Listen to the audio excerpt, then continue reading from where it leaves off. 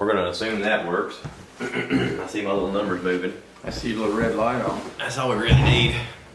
The microphone on that actually works great for this. So I don't have to lean into the mic or anything?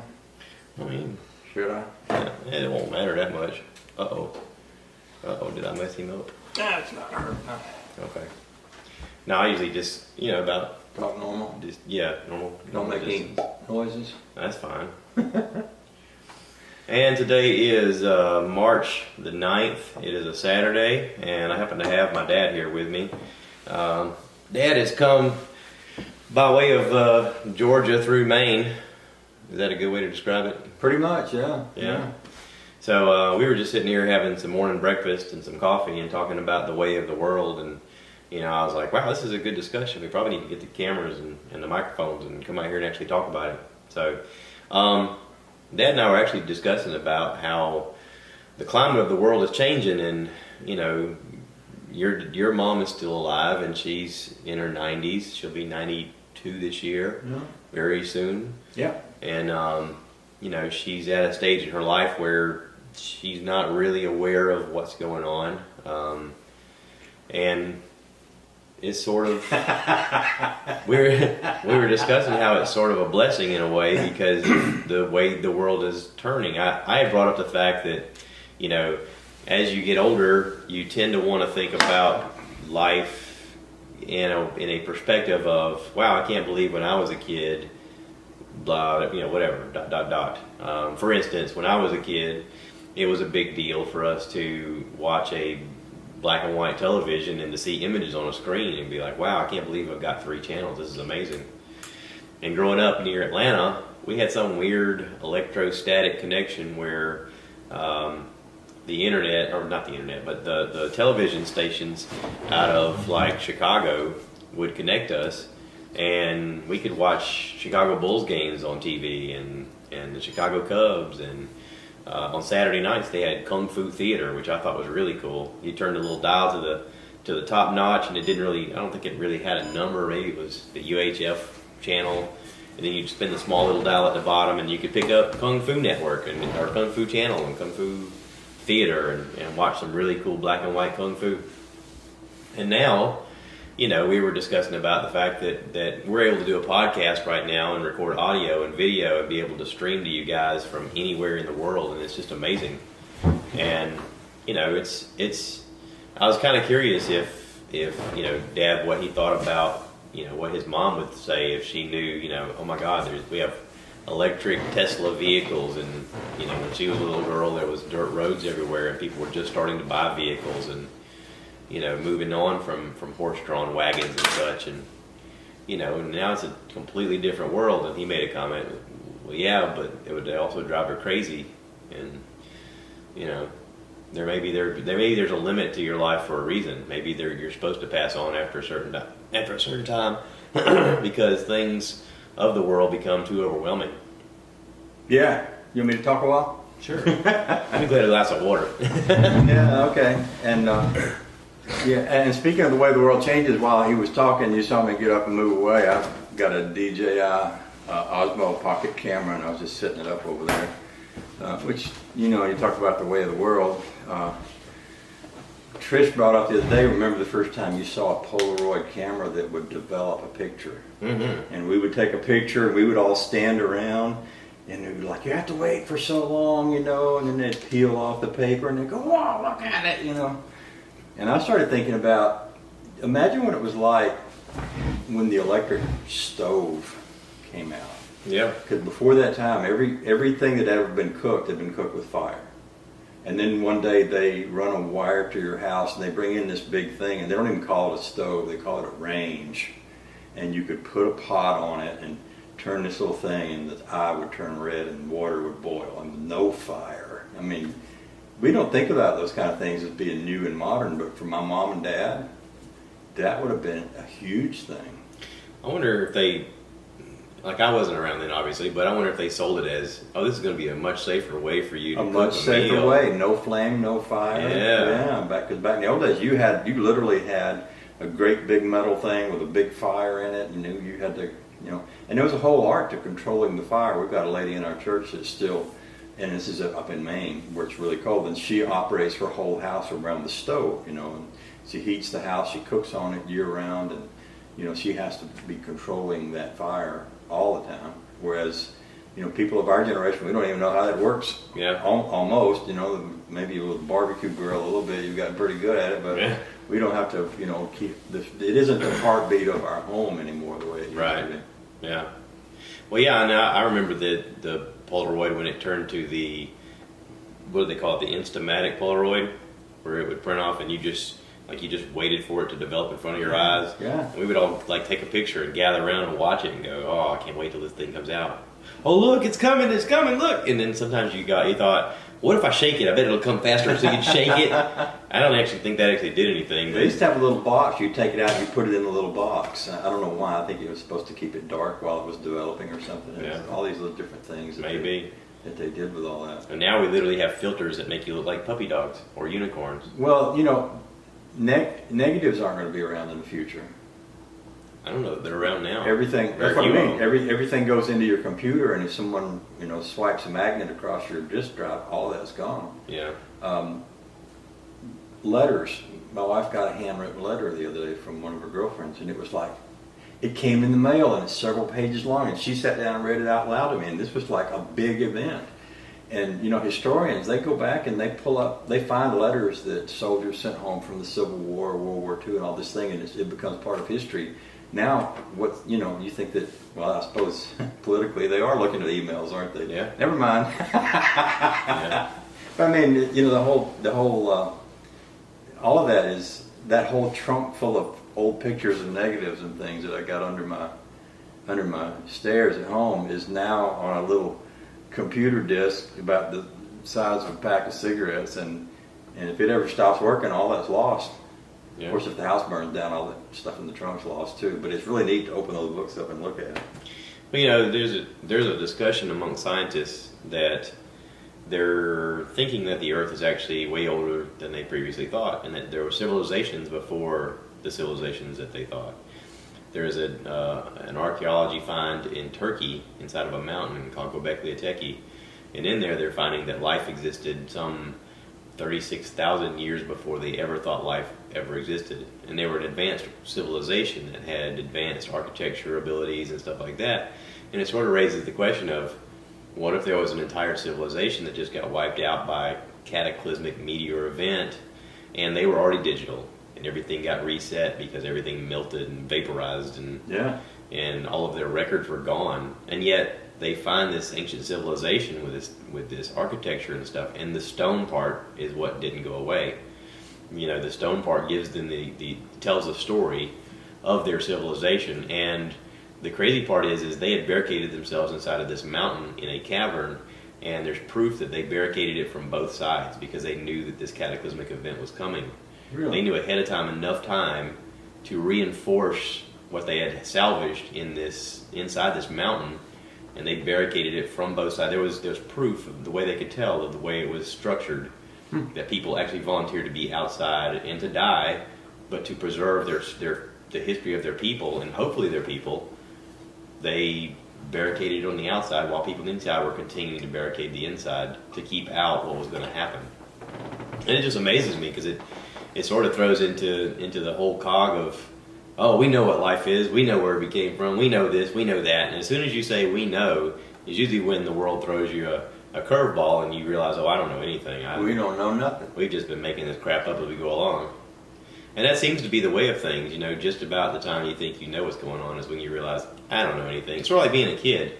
When you're a kid at a certain age, you're like, I know everything. You ain't got to tell me nothing. And then you get older and you become a parent and you realize, man, I really don't know that much. That's where belief in God comes in really handy, because my dad's favorite thing was, you know, it's all in God's hand and I'm not going to worry about it. But if you were a worrisome person, there's so many things going on, you could just lose your mind. Yeah. Because you know too much, or you see too much, or like you said, things are changing too much, or you're afraid of what could happen or what might happen, and just yeah. And I can just picture Dad saying, "God will take care of it. End of story. Not going to think about it anymore. We're moving on."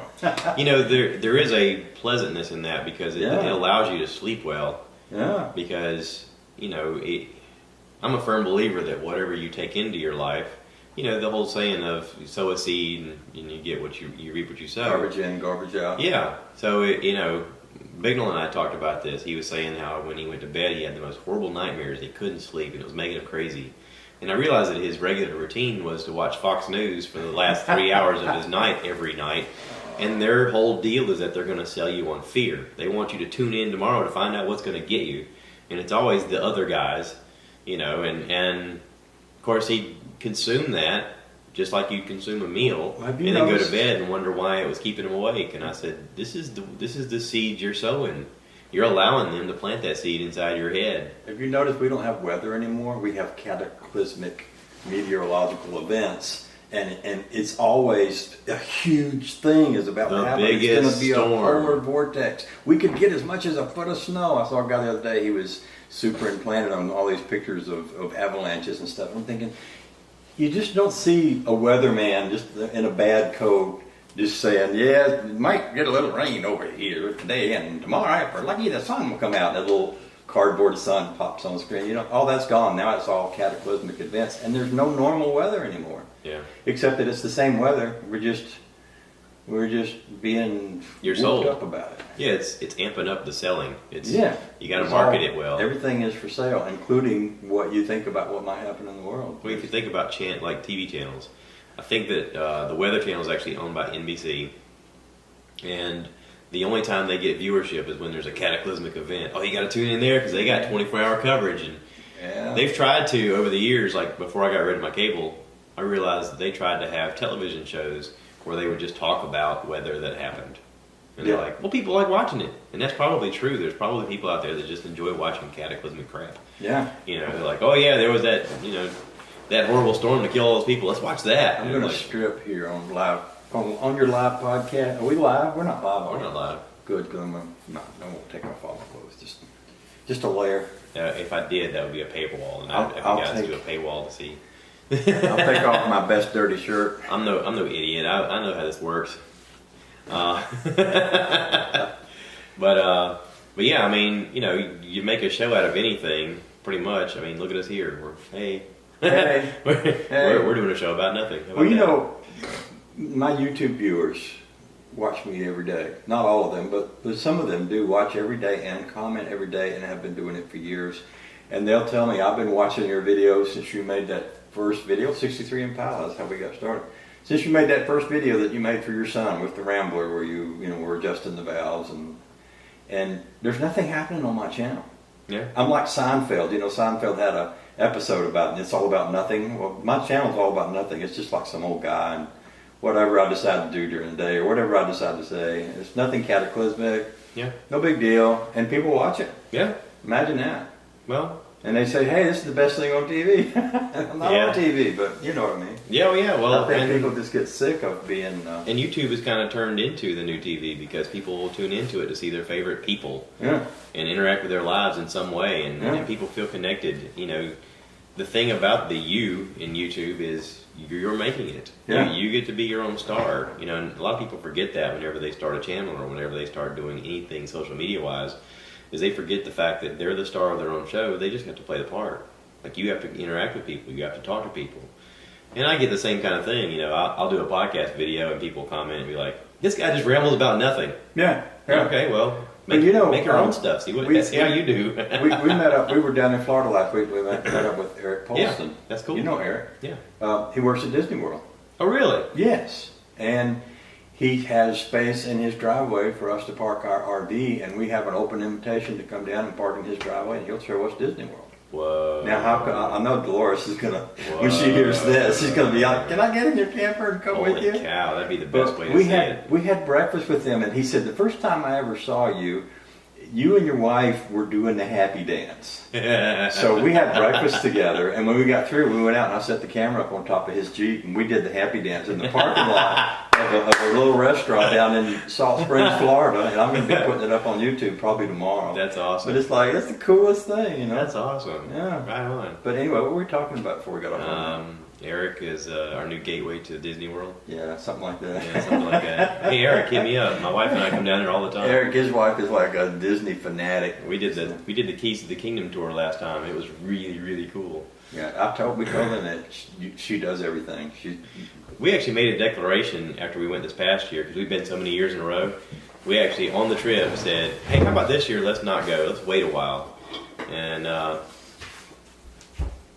Dad's showing off the local fair. Yeah.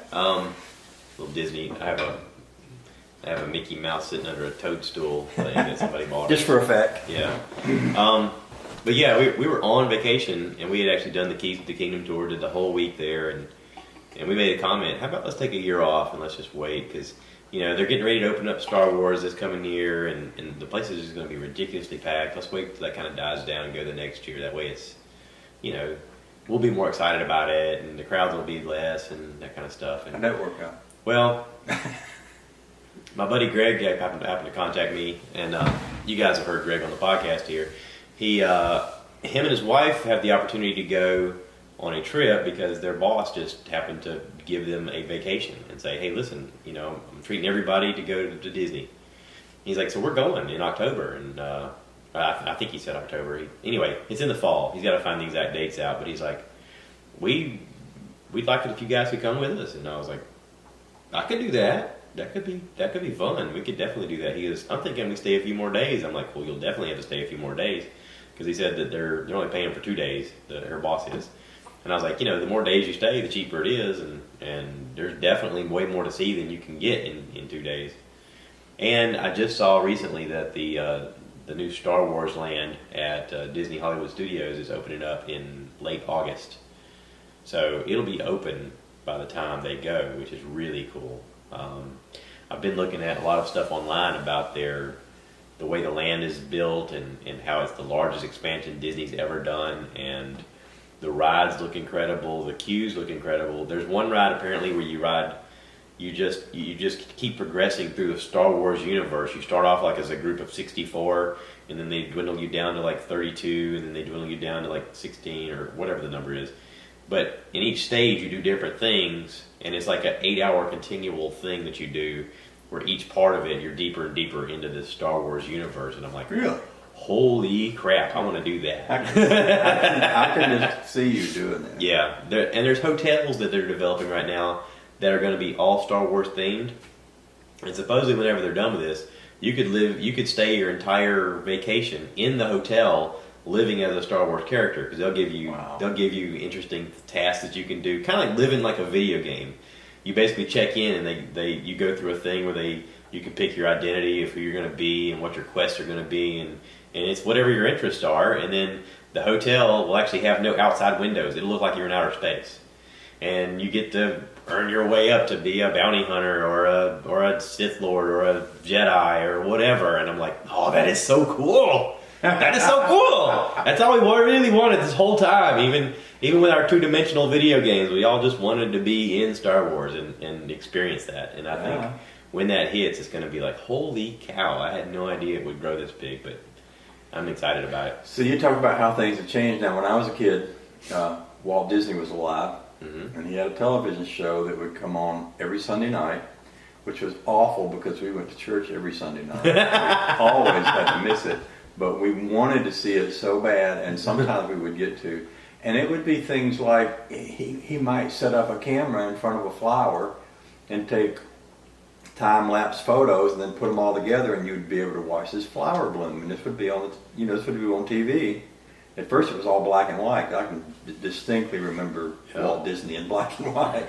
But then the color came. It's like, whoa, and you see this flower open up, and we were like, look, like you were talking about, Apparently, I did the behind-the-scenes tour, and he invested in this, the company that came out with the Technicolor.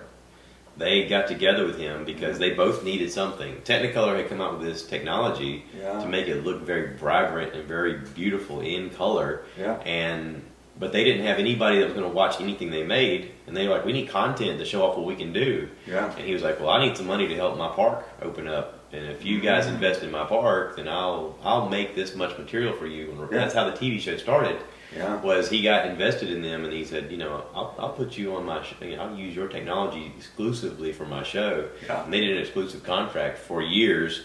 All of his stuff was done through that Technicolor group. Yeah. And it would help fund him opening the park, and then he helped them increase their portfolio of people watching them and going, oh, I want this technology. And How then do I get people this had to go out technology? and buy the TVs to get it. Yep. Yeah. It just boosted the economy all around, which is amazing. But, it's fascinating. It really is. We gotta address the elephant in the room. There's not an actual elephant, but I'm pretty fat. I'm less fat. The reason that Dad's here is we are transitioning to change over the Rambler from me owning it back to you owning it. Mm-hmm. And we had talked about this in the past a little bit, but haven't really gone into it a lot, I don't think. How did you first come into contact with the Rambler? Well, Johnny Pedgeway is Angela's son, and he wanted a first car. And he came home all excited one day and said, there's a Chevy Nova for sale over on this road. And he was all excited and wanted to buy it. So I went over there to see it with him, and it wasn't a Chevy Nova, but it looked a lot like a 62 Chevy Nova. So I explained to him what it was. We took it out, we took it for a ride, and he wanted to buy it, so he did. He bought it. That was his very first car. I came to Georgia, and Dad had I think it was a '89 Ford pickup truck, short bed, and I bought it from Dad and drove it home. I decided very quickly that Johnny was going to kill that Rambler pretty quickly, because he was talking about, burnouts and racing on the street and all kinds of things. And I was trying to, like set his mind that, this is something, it's an awesome car, but it needs to be taken care of. Mm-hmm. And I could see in his teenage brain, everything was firing, and he was going to go out and see how fast he could make it go and how much smoke he could burn and all this other stuff. And it turns out he wanted my truck more than he wanted the Rambler, so I swapped him that truck, and I got the Rambler from him, and I put it in a garage and started doing the body work on it and taking care of it. And in the meantime, he totaled the truck over a period of time. He totaled a little bit of time, and I don't want to talk about Johnny. He's a good boy, but he's like we all were when we were kids. He had the hot rod gene. So anyway, I saved the Rambler from destruction and sacrificed one of Dad's old trucks, but then I got the Dodge, so life was good again. And Johnny he bought one of these. Remember when Subaru came out with these little turbocharged hot rod? Yeah. He got one of those. He bought one of those. I think it was the Impreza or something like that. Yeah, and he first thing he did was brought it to my house. Said, "You got to come drive this thing." Cause I don't think he really knew how to drive it, so I took it out and burned rubber through all the gears, and we went all over town and pinned him back to seat. Yeah, that was pretty fun. But anyway, that's how I wound up with the Rambler. Took care of it for a lot of years. Wanted something else, but didn't really want to sell it. And that's when and you were talking about, wanting something to work on. I thought that'd be a perfect car for you, and I think it has. It has been a perfect car for you. I learned a lot from it. I mean, and having you help me with it's been a bonus too. But learning hands-on has been the greatest, because it's like, all right, you've screwed it up. Now what do you got to do? You got to fix it. And like you said, it's one of those vehicles that because of the Chevy small block in it, that you can find a lot of information online, and technology had caught up to where YouTube had a lot of information as well. So anything I needed to look up, people had information on, and the YouTube community had grown. You had an audience that was willing to help, and they would see what was happening, and they would say, "Hey, listen, I got an idea. Why don't you check out this video?" And they'd make a video and send it to me, and it it just seems right that that it's going back to you, because I know there's probably things you still want to do to it, or at least enjoy it and scoot around. And let me ask you a question. Yeah. Can people see you? Because it looks to me like you're right between these two. They see me all the time. Arm thingies, They see me all the time. It looks like your face is like right in here somewhere. It is. Is that okay? It doesn't matter. Is it okay with y'all? Shake your head if it is. Y'all at home watching on the video, can you see us? Anyway. Okay. So it won't matter. Okay. What were we talking about? The Rambler. Yeah. Yeah. Yeah. Going back to you. Yeah, I'm gonna take it home, which means I'm gonna build another shop, which is fine. I love building things. You know, if I don't have something to build, then I have to go fishing, which I like going fishing too. But you know, building things is so much fun. I was out spreading gravel yesterday, and just like, oh man, I'm enjoying this so much. I'm just spreading gravel in my yard, and I'm loving it. It's something I got the work gene from Dad. I love to work. I don't like to work for somebody else, but I like to work on stuff, cool stuff for. That's a good point. Me or Honey Babe or something like that. That's a good point. Yeah. Of course, you know that as I saw the video of you having the load of gravel delivered, some weird part of me thought, I wonder if it's too late to go ahead and put in like a bay so that you can get underneath it and like hollow it out. And Thought about that. Funny, I visualized making that, but then I thought, well, what if you want to use the space for something else and you got this big hole in the floor? I thought, I guess I'll do that. Yeah. But it was in my mind, Yeah. Thought about it. Yeah. Because I was like, it's going downhill. Yeah, it's Wouldn't take much. Take some railroad ties, put a little gravel on the Yeah. inside, and make sure the wheels fit. But then what are you going to do when you don't want something in there. Yeah, when you want to build a hot rod on a flat floor and you don't have a flat floor, you got a hole. Yeah. Oh well. Yeah. But yeah. That's so what lifts are made for. it's going to, yeah. If only we knew somebody with one. 63 Impala. He does have a fine lift, but he's got a garage. His garage is huge. Yeah. Yeah. That's how you're supposed to do it, I guess. You know how many cars he's got. If you play your cards right, I guess. Because I don't know how many cars he's got, but he's got a lot. And he's He's got always a lot of bringing on cars. more, and he's always starting a new project. And I think that he built a rat rod recently, just like while I wasn't looking. You know, it's like, oh, what you did? Oh, When did you build that? Yeah. He's out there tossing them together. You know, he's got a single focus, and I don't. I'm like, you know, it's like, what are you doing today? One of about 20,000 different things. I don't know yet. You say single focus, yet I've noticed that it's one of those things where he will take the camera and go cruising the junkyard of cars that he has and go, hey, you see this over here? I'm gonna make this run. And you're like, yeah. Wait, what happened to the other project? And then he'll still work on the other project, but he'll plug along with other things too. So He's got Jimmy Hoffa. He used to have, I don't know if he still got that. He had a '56 Chevy with a 6-cylinder in it, and I think he had two. I don't know if it was two barrels or 3 2-barrels on it, and he had that Nash with a 350 Chevy engine in it. And I think he sold that. The '56 Chevy had a name. I can't remember the name of it anymore, and I don't even know if he still got that or not. But that was a car he had before he built the original Chevy Confederate rat rod truck. that thing is incredible. That thing really is incredible. Yeah. That's showing off all of his metalworking skills and everything. I mean, holy crap. That's an impressive. If you haven't checked him out, go online, check out Ken, 63 Impala 2-door on YouTube. Someone else that's incredible is HO Motorsports, Anthony. Yeah. He took a Rambler, a 4-door Rambler station wagon, turned it into a 2-door Rambler station wagon, and then moved the back wheels forward, which meant cutting out the rear fender wells and moving them forward, and then took the front end out from under it and put a straight axle front end under it, and then built this monster engine and put in it so that he turned it into a gasser drag racer, and he still drives it on the street. And then he's turned around, and him and his son have built another one. It's like, man, that guy's got some wicked skills. Not only that, but everything is exact and precise. And I mean, he's got a micrometer, and he's out there measuring it with a micrometer going, no, we gotta adjust this again, let's do it over. Yeah. And he'll spend a ridiculous amount of time doing it, but when he does it, it looks incredibly perfect. And Resto Dan made a 57 Chevy convertible out of an old 57 Chevy 4-door. Let me reset this camera. Hang on, you keep talking.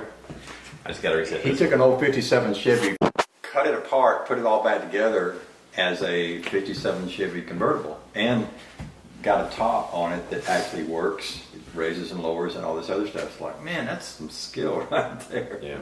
And there's some other guys that show up on Facebook, and they're always building these amazing cars. We got off subject there. What subject were we on? How things have changed in the world. Okay, so let's talk about Tesla. Okay. I got to test drive, or I didn't get to test drive a Tesla. I sat in a Tesla. I went to a Tesla store in Charlotte and got to sit in one. By the way, we've both been up most of the night. I've got a sore neck and shoulders and big headache, and he's got the flu, and It's The not reason, the flu. the reason I keep sitting here doing my head like this is because this hurts. So, it's not that I'm pretty spastic and weird anyway, but I'm just trying to loosen up all these parts that don't want to move. So This is brought to you by ADD. go ahead. Squirrel. Tesla. So we got to go check out some Teslas. And this past week, I looked online, and Tesla and Elon Musk put on social media that they've increased the ability of their superchargers with the charging ability. Now they charge 4 times faster than they used to. So if you need to charge your car at one of these super stations, these I guess they call them supercharger stations, there's a map, there's an app online, there's a map, and they've spaced them out to where every 55 miles, I think it is, there's another supercharging station. You can see on the map how many of them are open. You just pull up, plug your Tesla in, it'll charge. And apparently it's a fraction of the cost of what it normally costs to charge your vehicle or to fuel up your vehicle. And now it does it 4 times faster than it used to, which is incredible. Does this require a new car, or just the charger's just faster? The charger's just faster. Oh, so The technology of what they did, they didn't actually change anything to the charger. They just changed the software.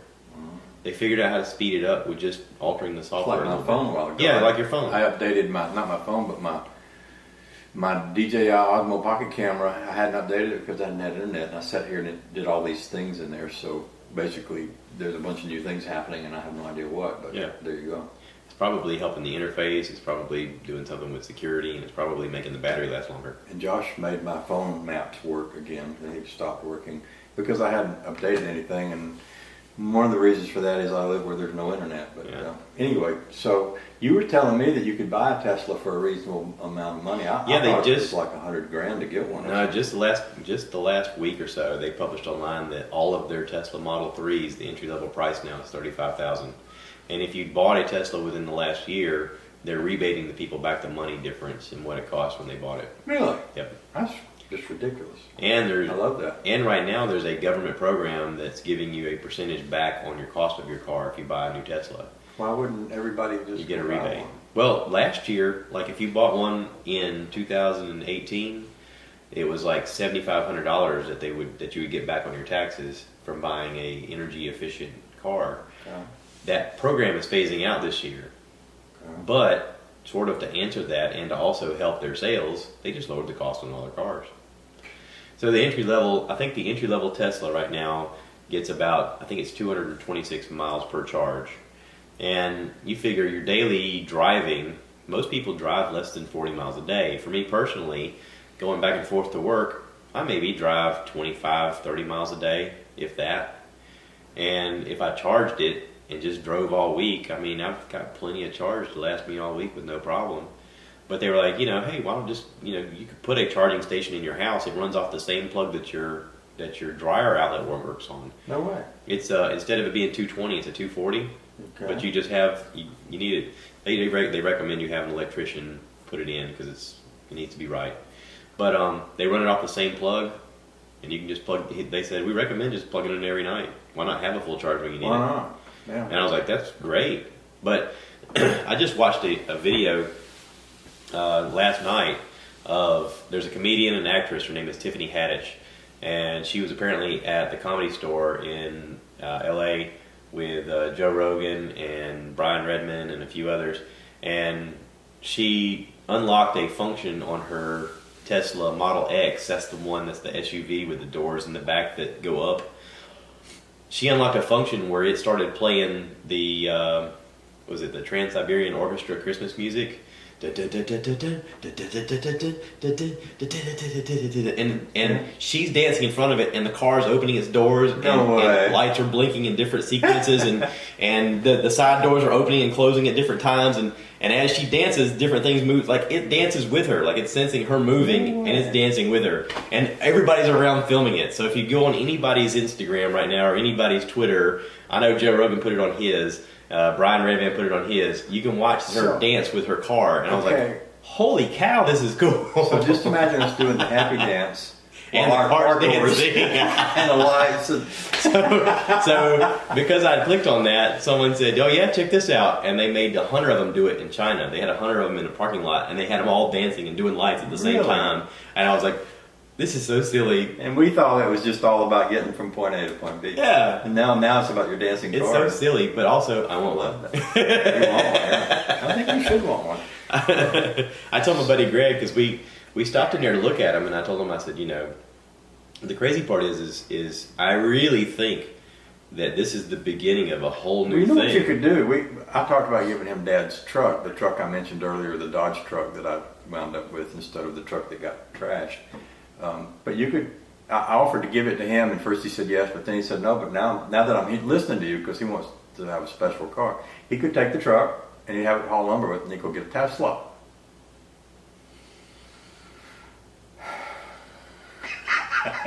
If my wife was listening to this right now, her blood pressure just went up 100 points. I just planted this in his brain. Now, you guys have seen the the videos of Hiroshima when the atomic bomb kind of goes.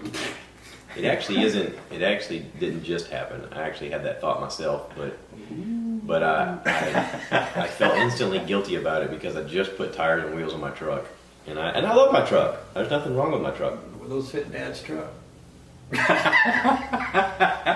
Never mind. I got tape measure. Right now, Dolores is probably listening to this in her car, driving it off the road. Going, are you kidding me? Yeah, but no. I mean, one of the things we like about my truck right now is that it's extremely comfortable, and it's even more comfortable than her car. And whenever we take like we did our last trip going down to Florida to Disney, we took the truck because we were like, you know what? It's paid for, and it's super comfortable to ride in. It's way more comfortable than the car. Yeah. And I think for that reason, I'm hesitant to even consider not having it. Yeah. I mean, but this is like the ground floor of electric vehicles becoming really cool to own, and Tesla has done the job that everybody else failed at. I mean, I remember Nissan came out with their electric Leaf years ago, and people in small areas bought it, like San Francisco and certain parts of the country where they don't travel a lot to get to work and everything. They bought those cars, and I think at the time their range was only like 60 miles. Well, now Leaf is up their game. I looked online, and the Nissan Leaf now gets like, I want to say it's 216 miles on charge. But they're running a little more expensive than the Tesla. And if you had a choice of spending $40-something thousand on a Leaf or buying a Tesla for $35, I would still buy the Tesla. Oh, I mean, I was at some place up in North Carolina, and BMW has an electric supercar. I think it's called the IM or something like that. And I was like, ooh, this is pretty. And I took a picture of it and I sent it to my wife and I said, hey, check this out. This is really sexy. And she wrote me back immediately and said, I'd rather have a Tesla. So, I mean, marketing wise, you can only imagine that BMW has got to be a good $150,000, no problem. And the Tesla's not. And my wife, who doesn't follow cars at all, just on what she's seen and what she's heard, immediately was like, no, this is the brand I like, and this is the style I like. Yeah. And it's true. I mean, I was able to talk to a guy at my showroom and give my email address and everything, and I said, I like the car. I'm not in the position to buy one right now. I said, but I do see myself as a Tesla owner in the future. And he said, well, cool. So he sent me an email recently, and he said, hey, listen, we're coming closer to your area. We're going to have a test drive event in Columbia, South Carolina. And if you'd like, we'll let you know and keep you heads up, and maybe you can come out and hang out with us and check out the car. Get it on video. Maybe I could bring my wife and have her ride along and drive it and see how much she thinks. Well, you brought up another point too. You said, those Teslas are going to get a few years old and people are going to want to sell them, and then people like me, who's never bought a new car in my whole entire life, could possibly go out and buy a used Tesla, just like I bought that little used Prius and I'm enjoying so much and driving now. Which is, I always thought of a Tesla as like a car so super expensive that real people couldn't afford them, but it's beginning to sound like, because this is the future. I mean, we started this off talking about how things change, and this is the future.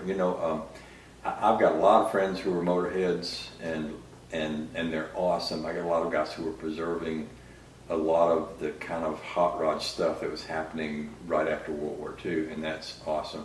But there's a whole new world being built out there that's going to be the new hot rods some days, you know. And all these hot rods we got are going to be like horse and buggy stuff. Well, right now, the Tesla that's out right now, if you sat it next to a hot rod, the same people would look at each vehicle and go, "Oh, that's so cool!" Yeah, because they're both so cool. Yeah. It is that turn of century, that turn of change, that turn of the level of coolness where motorheads and tech people can look at both and go, "I appreciate everything that is." And there's going to come a day where someone makes a hot rod with Tesla technology. Yeah, that's true. That's exactly true. And beat goes on. Yep. Yeah. I mean, you know what's really amazing about this whole conversation? What? We started out this conversation talking about negative things. Mm-hmm. There hasn't been one negative thing come up in this whole conversation. Well, and I'll give the reason we started talking about it is because he made the statement that he wished my mom were lucid enough. Yeah, cogent enough to have a conversation and give him her input on the world. And I thought, it's a huge blessing that mom doesn't know what's going on in the world, because if she did, she'd lose her mind. And my dad would be even worse. His brain would explode if he knew what's going on in the world. Yeah. But, in our conversation, none of that has come up. We've just talked about how cool things are, which is a good reflection on us. Well, high five me. Yeah. I had this a similar discussion with my friend Greg. He said, I got to tell you, he said, I think the reason that your podcast is showing some success and some people following it is you're a very positive person. Mm. He said, I've listened to a lot of you, and he said, it amazes me how upbeat you are no matter what the circumstances are. And I said, well, what is your other choice? I mean, basically is what it's boiled down to, is what is your other choice? Yeah. You have to choose to either let it consume you or you plow forward. You figure out a way. Move on. You deconstruct, you figure it out, and you go forward. And if you don't have something to look forward to, then what the heck? Why not? Why not? I was on social media yesterday and just happened to look through people that I follow on Twitter, and someone made a comment on there about, have you ever been so sad that you feel it all the way to your feet? And I thought, wow, yeah, I have. Yeah, me too. And I don't know this person. This person is a celebrity, but I wrote this person back and I said, hey, listen, it's important that you talk to somebody about that, somebody that you know, somebody that's close to you, and maybe get a hug, because, if you feel that sad, then there's a reason. So, hopefully they will, and hopefully it'll help, and, just a reminder out there that, we all need each other from time to time, and it's the things that you develop within each other that help you get through life. And if you're out there and you're watching this and you feel detached, reach out to somebody. Let somebody know that you're struggling. We're all here to help each other. And if you need to reach out to me. I'll talk to you, whatever you need. We only get through this one way, and that's by helping each other. So I'm going to wrap this up because my wife is currently calling me. She ran a 5K today. Baby, if you're listening to this, I'm so proud of you. And we're going to go play around. Appreciate y'all watching and listening to us, and stick around. We'll do some more. See y'all. Don't forget to rate, subscribe, review, share with your friends, and if you want to be part of this, let me know, and I'll have you on, and we'll talk about stuff. Our Peak YouTube. R Peak on YouTube. That's right. And Joshua Peak. We got to promote. Check out R Peak on YouTube and Banjo Peak on Instagram. Isn't that right? That's right. I do have that page, although I barely ever can figure out how to make it work. That's okay. He still posts some photos once in a while. Trish posts a lot for him, so she does. Yeah. All right. Y'all take care. Bye now. Bye now. All right. Stop there. Stop over here.